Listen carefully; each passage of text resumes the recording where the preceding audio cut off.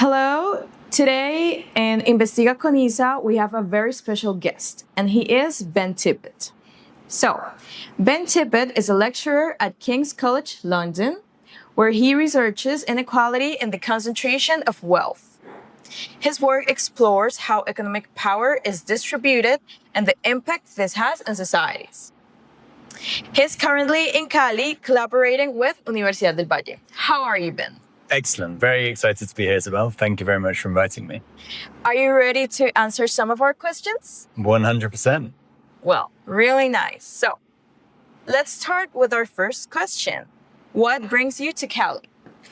I mean, many reasons. One, I love the city. Oh, it's nice. a fantastic city. I think one of the best cities in the world for the music, the food, the people, the culture.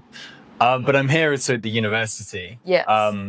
Because my research primarily focuses on wealth concentration, the super rich. Yes. And looking at like policies on how do we redistribute wealth, right? Because clearly when you look across most countries in the world, the distribution and inequality of wealth is incredibly extreme. So if you take my country, the richest 50 people, which is probably about the numbers of people that you could fit in this room, they have as much wealth as the bottom 50% of the population, which is about 33 million people in the UK. So we have this extreme concentration of wealth. And obviously when people accumulate such huge fortunes, they have too much money that they don't even know what to do with, right? They don't spend that money. It's accumulating at rates of kind of 7 or 8% per year, much, much faster than how wealth or incomes are accumulated in the rest of the economy.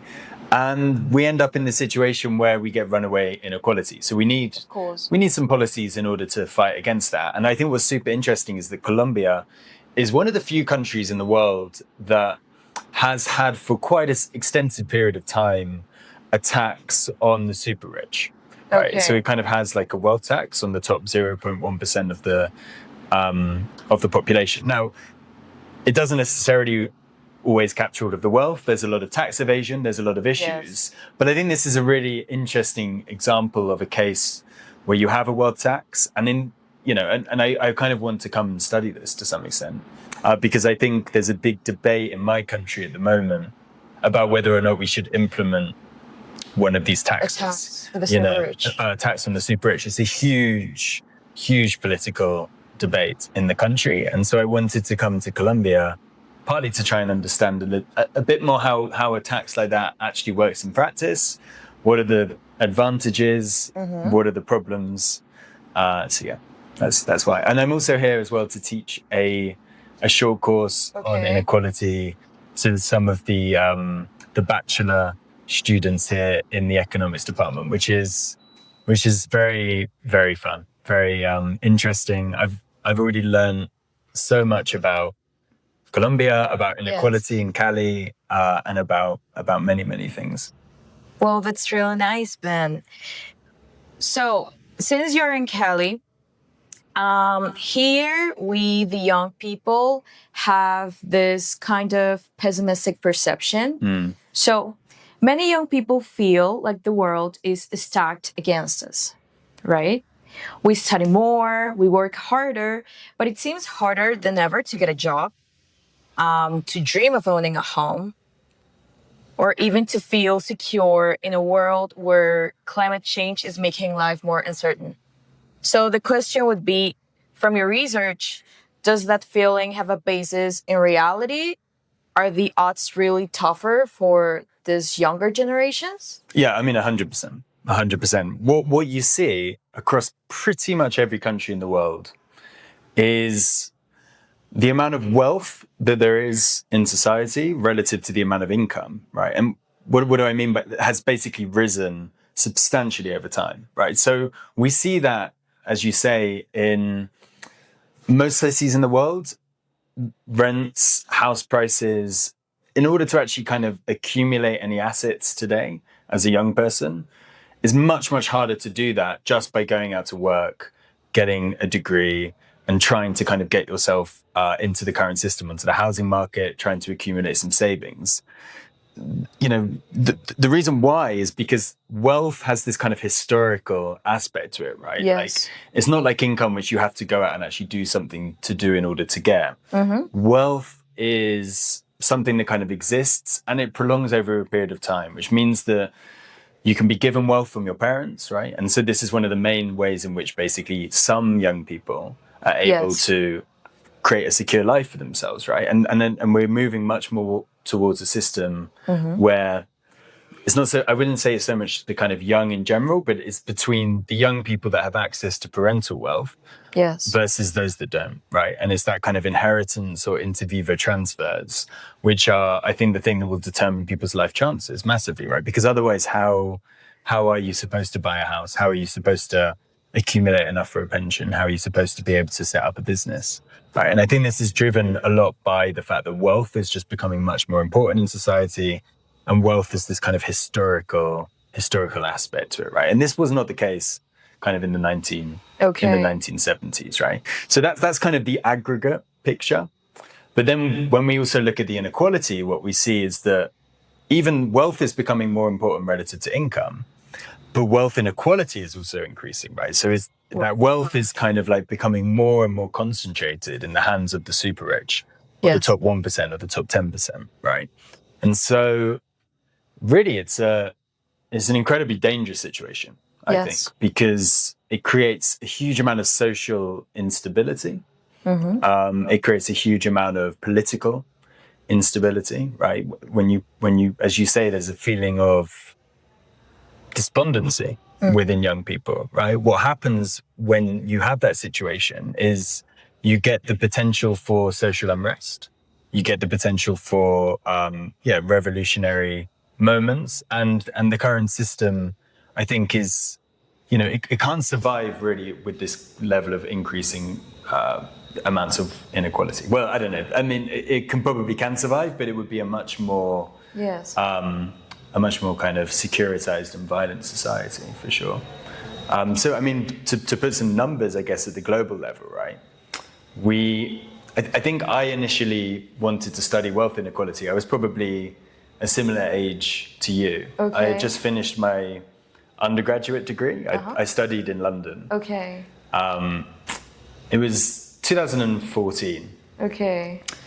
And it was a super interesting time because you had a global movement called Occupy Wall Street at the time, which was really putting onto the political consciousness the concept of inequality. Okay. And their slogan was, "We are the 99%," right? In other words, the population is the 99%. The top 1% is kind of the people who are winning out from the current economic system. And at that time as well, you had some academic research being produced about kind of what happened to the top 1% over time and showing that it had really been rising over the last 30 years. And I remember also seeing this statistic which really caught my attention, which was from the campaign organization Oxfam. Oxfam, yes. Oxfam, you know?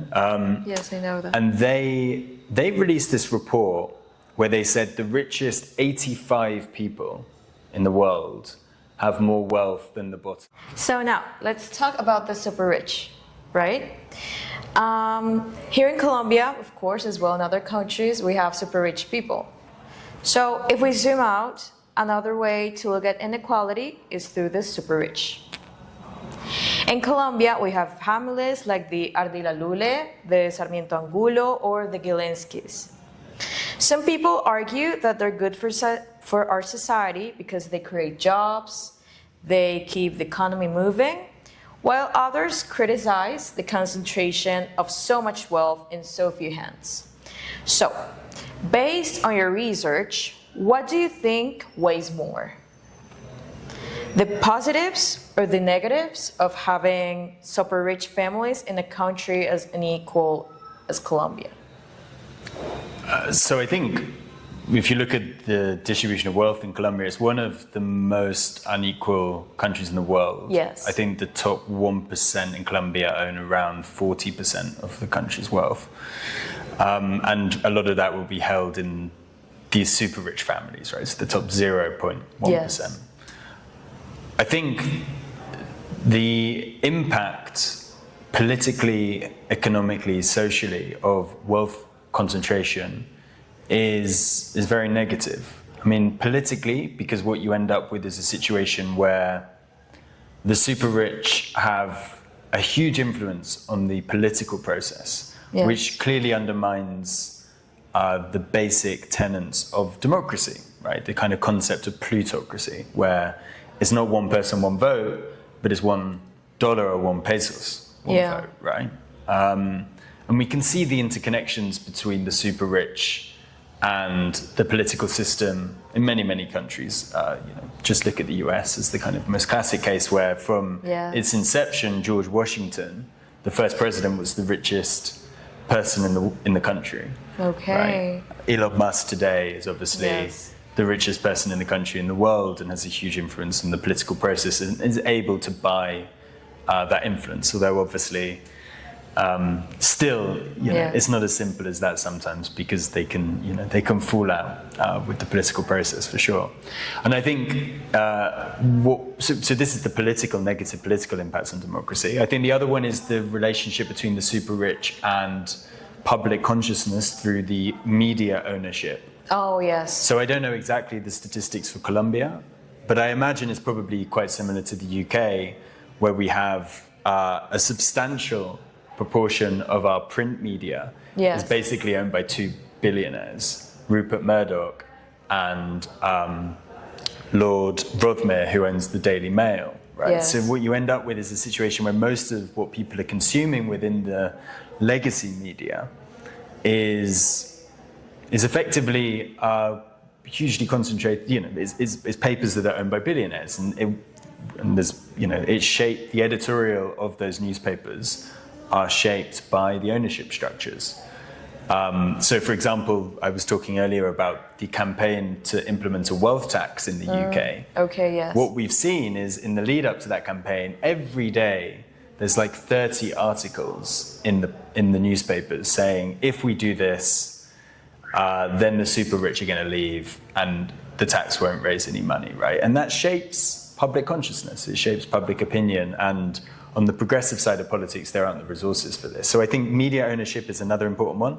But lastly, economics as well, right? Simply for 2 reasons. One, if you study basic neoclassical economics, you understand the concept of diminishing marginal utility, right? Yes. As you get richer, adding an extra £1 into your bank account is going to give you less utility than if you give that £1 to a poor person, right? Basic neoclassical economics. Yeah, very basic.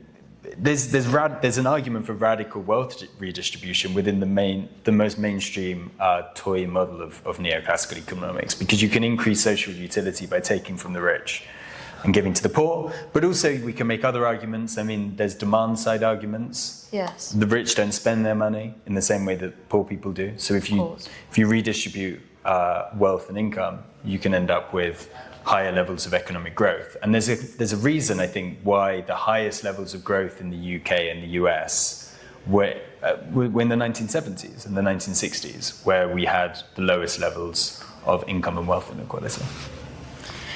So, we've come to the end of our interview. So, for the last question, to wrap up, I want to ask you something more personal. Okay. Why do you think it's important to study inequality? What would you say to young people who feel the problem is so big that it's not even worth trying to understand or change it? I can see how it's easy to feel powerless and nihilistic in today's world, right? Because everything is so macro and so big and so complicated, and everything's changing so quickly. Yeah, so fast. But there's a quote by an organizer from the 1960s called Margaret Mead, where she said, don't forget that really a small group of people organizing have the power to dramatically change the world, right? And actually, it's the only thing that has ever changed the world. And if we look back in time at all of the progressive social movements and their victories, whether it's the end of slavery, whether it's winning universal suffrage for women, whether it's the anti-colonial movements across the world, whether it's the LGBTQ movement, whether it's the current environmental movement, right? At the end of the day, all of these movements come from initially just a group of people sitting in a room, coming up with a plan of campaigning and organizing, and building a slogan and a set of ideas that takes popular hold. And it's that I think, it's that political process, I think, is the thing that really, in the long run, is the thing that can fight against the extreme wealth and power and concentration of income and wealth. So yeah, I would say things have been also much worse in the past and things have got better. And so I would say, the powerlessness is also part of the whole manufacturing of consent that I talked about earlier, right? The idea is that we're often told to feel powerless, but there are many policies, there's many ideas, there's many like-minded people who want to create a better world. So I think it's about trying to find those people, becoming politically active, understanding the world through research, and making sure that we keep on the right path of what makes you feel excited and holistic in your work and within your activism. Thanks. Well, thank you so much, Ben, for being with us today. Thank you very much for having me. It was a real nice interview. Thanks. So, goodbye to everyone. Bye.